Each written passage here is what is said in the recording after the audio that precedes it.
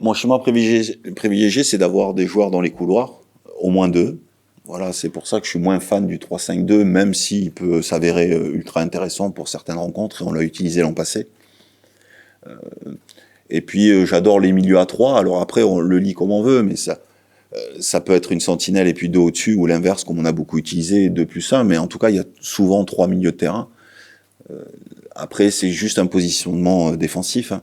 Ça, avec soit un joueur entre les lignes qui permet d'être libéraux des milieux de terrain, de la ligne de 4, soit plutôt deux joueurs à la récupération qui se partagent la tâche à deux.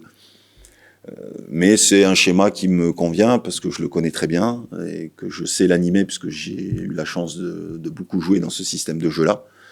Donc c'est un schéma qui peut devenir un schéma habituel, oui.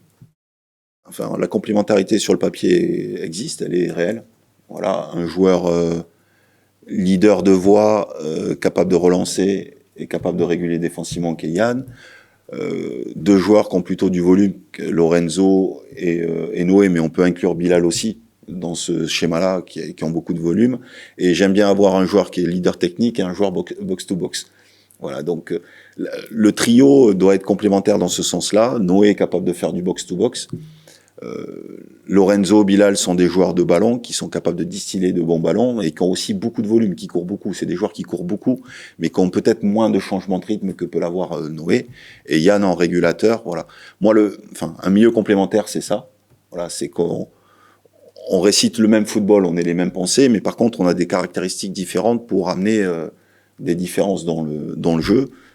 Moi encore, à mon époque, je l'ai connu avec Julien Ferré et N'Golo Kanté. Voilà, box-to-box, leader technique, ça match super bien. Il n'y a pas de souci. Maintenant, il faut les faire jouer ensemble.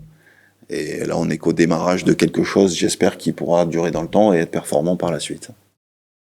Et l'an passé, c'était le cas, c'est-à-dire qu'au milieu de terrain, j'ai exercé beaucoup de rotations. Quentin a débuté avec Didi, Noé a débuté avec Quentin, Didi a débuté avec Noé, même Yanga est rentré de temps en temps, a même été titulaire. Donc je sais que ça peut évoluer, et je sais que en fonction des joueurs qui peuvent participer, le système peut évoluer. Voilà, si Didi joue, peut-être qu'il est plus à l'aise à deux que tout seul, comme Noé d'ailleurs.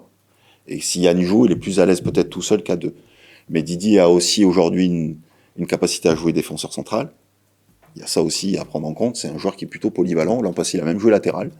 Voilà, à Bastia, il me semble, si je ne dis pas de bêtises, à gauche en plus. Donc je ne l'ai pas mis dans les meilleures conditions pour faire un bon match.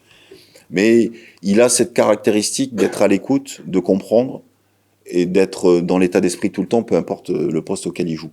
Donc je sais que je peux l'utiliser aussi dans une charnière. Et ça peut être aussi quelque chose d'intéressant pour demain.